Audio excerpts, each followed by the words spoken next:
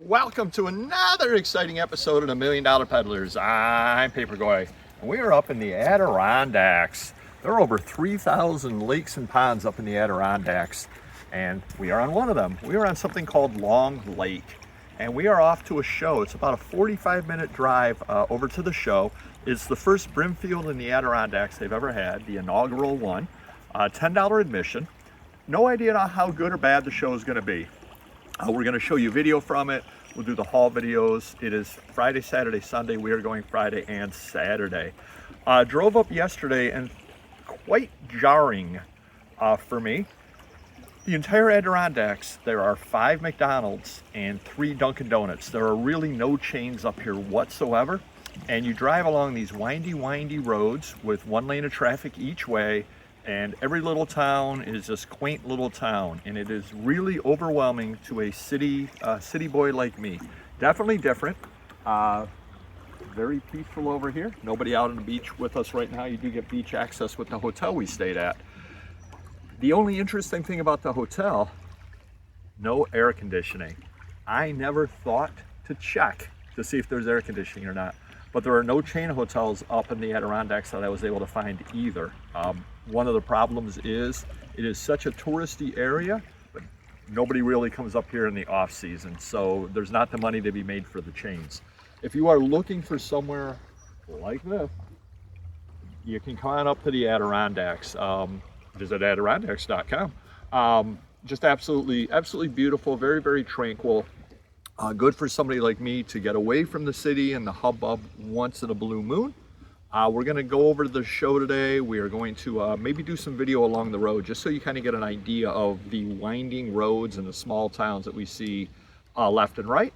Then we'll be back at the hotel this evening and tomorrow evening showing you the finds we have as well. So let's just take this all in. Just absolutely beautiful. As far as the eye can see, just a beautiful area up over here. Good to get away once in a while. And the other nice thing about having a business is the legitimate business expense. This. Can't argue with that. Beats making widgets. Hit the like button and we'll see what we find at the show.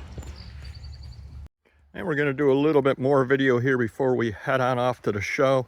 Wait till you see this over here again. One last look here for the beach. Absolutely gorgeous. Look at these stairs over here. And you have to remember too, this is the North Country of New York State. They get absolutely hammered during the winter time. And I will tell you right now, heading down this, I'm heading uphill right now. Heading down this in the winter time, it was bad this morning. Let's put it that way. I had to take little baby steps the entire way this morning just to do this. Look at this built into there. Again, you got to be very careful. I couldn't even imagine this in the wintertime. You would just come sliding right down and kill yourself. Absolutely terrible. We're going to show you the hotel as well, should you want to stay up in this area. But it is, again, beautiful area over here. Got the nice beach down there. They rent the kayaks and everything as well. So one of the beauties, as I said before, with having a business is we can expense these things because, again, it's a legitimate trip. We're about 45 minutes away from the show. I'm losing my breath as I walk up the hill. Maybe I need to work out a little bit more. But they got this set up here as well. So just absolutely beautiful. And the view from our room, the rooms are right over there. There's like a nice little 3 Seasons room, Florida room on the back as well that you can look out and you see a view like that as well from your room. So absolutely beautiful over here. Just a great item. A little bird right over there you see bouncing around. Oh, that wasn't a bird, it was a rabbit or something. So the other interesting thing too is every one of these has a little phone booth out in front also. For whatever reason, there's a little phone booth in front. Must be their thing. So pretty neat. And we'll head on over to the show now. And here we are on the way. It's only 36 miles, but it's going to take close to an hour because this entire road is curvy like this over here. I cannot imagine this in the wintertime. Absolutely cannot imagine this wintertime at night. You got the canopy of trees on both sides over here. Just curvy as anything.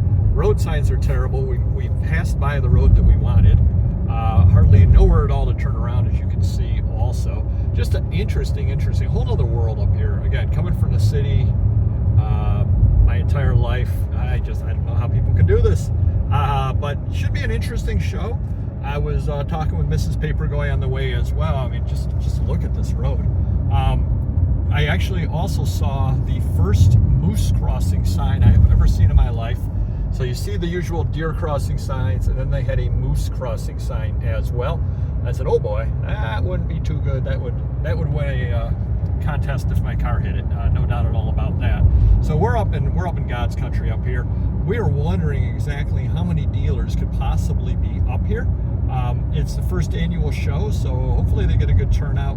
The only thing that goes through my mind here is that I think if you are from this world up here and you are used to this, you know, like for example, when we were eating breakfast, there was a person there that lives in the Adirondacks as well. Well, they came down to camp, and it was a 40-mile drive to come down to camp, and I overheard the waiter talking with them that, oh yeah, I know your town, we go up there, it's the only Walmart.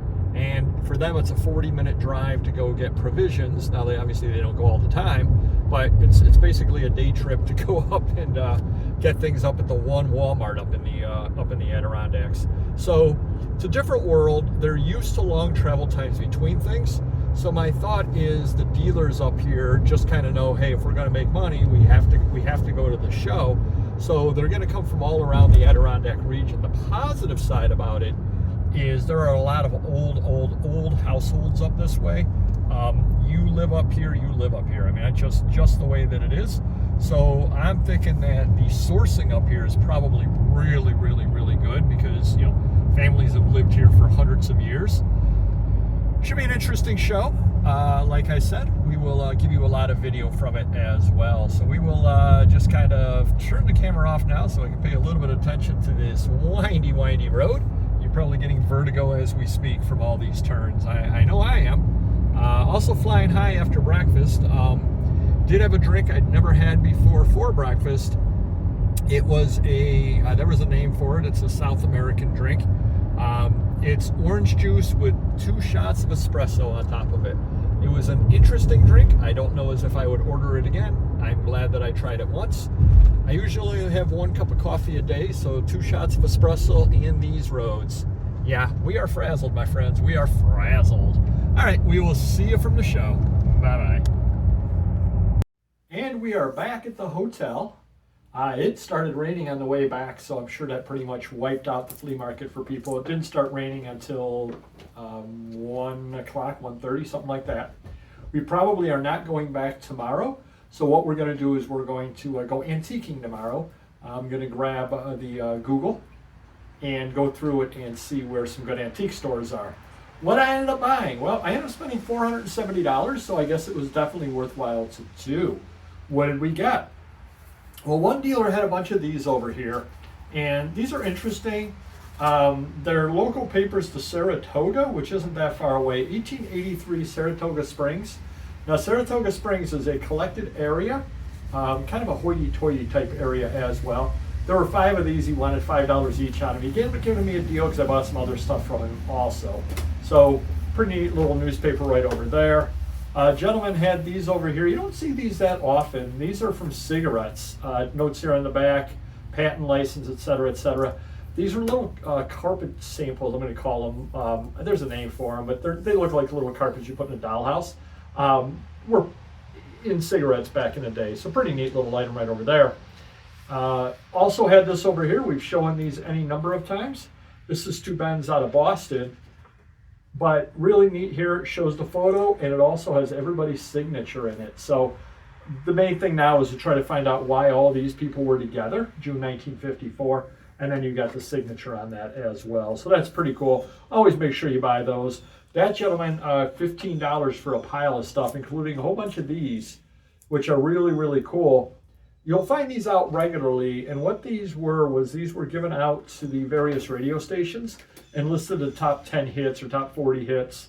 You can date these pretty easy. Fire by Ohio Players was number 1.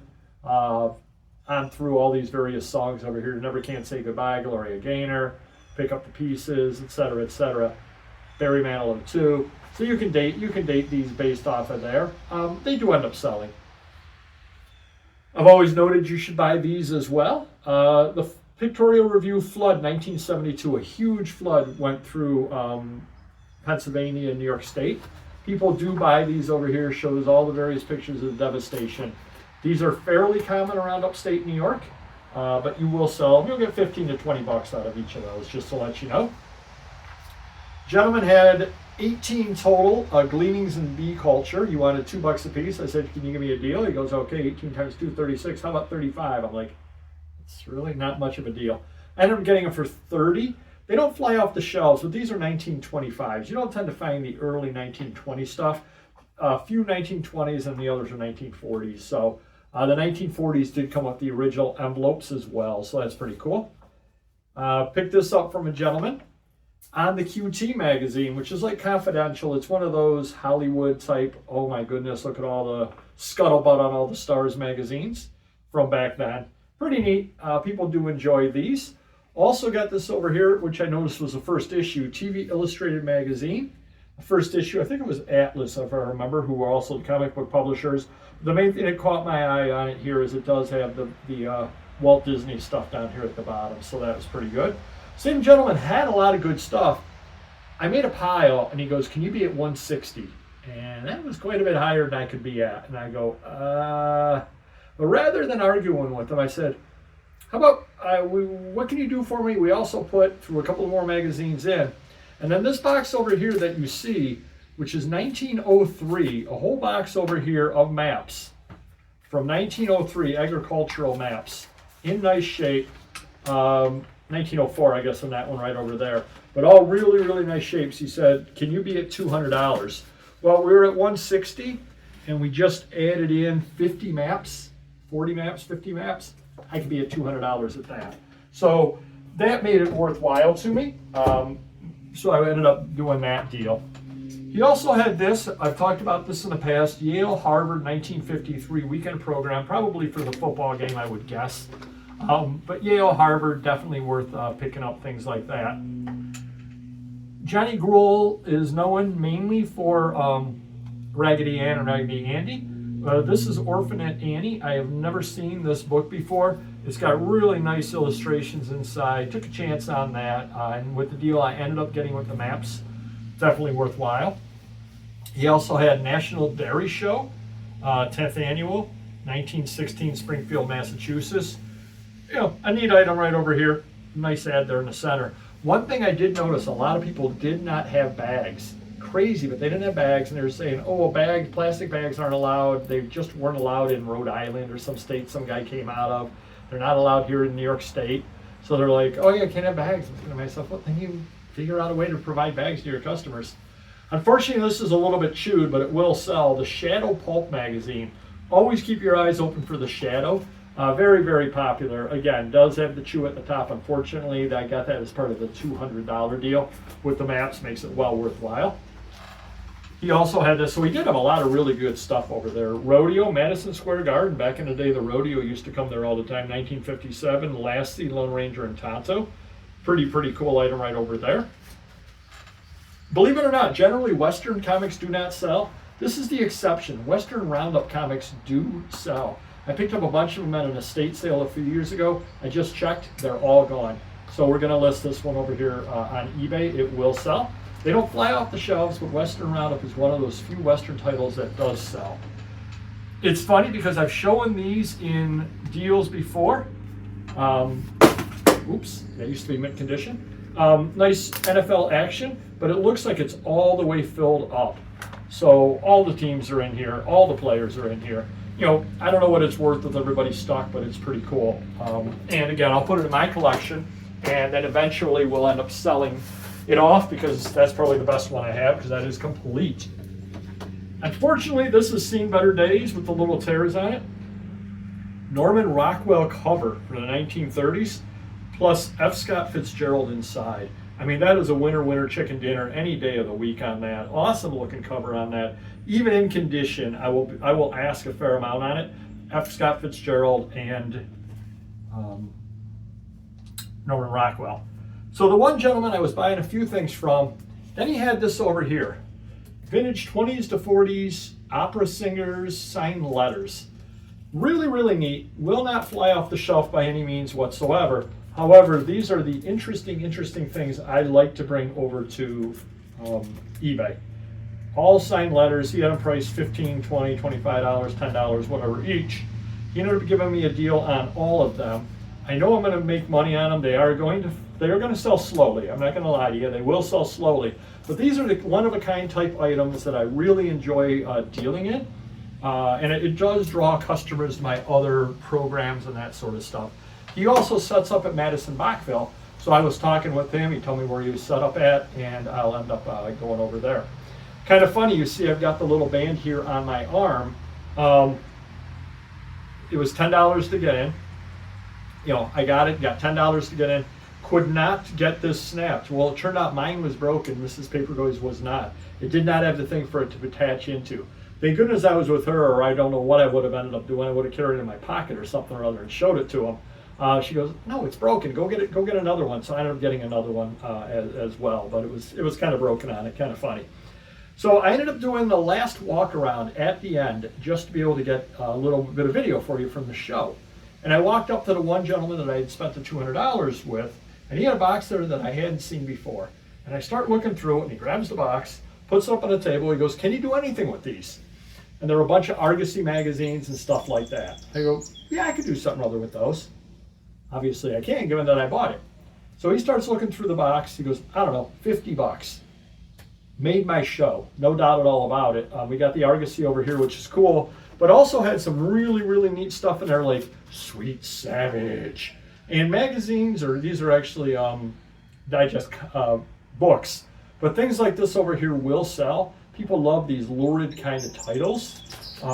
He also had in there were another one over here, River Barge Virgin. And again, these things do sell all the time. Trapped Detective Magazine, which I've never seen before, with Beatnik Wife. So that's going to place it late 50s, early 60s, August 61. And then the last thing that I ended up buying, well, and this was in there too, Billy Biss Super. These are, I believe, Italian magazines. They're comic books, comic digests. So pretty lurid ones over here. And the last thing that I got that were sitting in there actually don't go for nearly what they should. You never find them. The Haunt of Horror. So pretty neat little magazines over here. Robert E. Howard, Harlan Ellison, Denny O'Neil, Fritz Lieber, Anne McCaffrey, and more. So these are really cool digest size. Now usually you see the regular size magazines on these. These are 75-cent digest size on these. They only go for about 15 to 20 bucks each. I may actually, because they're so cool, I may actually just bring these right over to Whatnot. You know, $3 starts, and I think they should go for 5 to 7 bucks. So each, so somebody or other I think will really, really enjoy these over there. So that's what we ended up picking up today. Hopefully I have a haul video for you tomorrow from going antiquing. We're going to see what the weather is like. Again, it started raining pretty heavily on the way home, so I know that ended up wiping out the show. But hopefully you enjoy the stuff we found over here. I'll put the show footage over at the end, and make sure that you like and subscribe, and maybe I'll have some great video tomorrow. If not, then we kind of got to wash out tomorrow. Alrighty, we'll see you later. Thank you. Bye-bye. And here we are at the show. There were actually two fields. Now I was a little surprised. This is the first field. We actually passed by the other field on the way down to this. Parking only along the street. Kind of surprised me over there as well. The other field didn't have a lot of dealers in it, like 4 dealers. And I said, "What's going on?" And then all of a sudden I realized it was also indoors, which we'll show you some footage from that as well.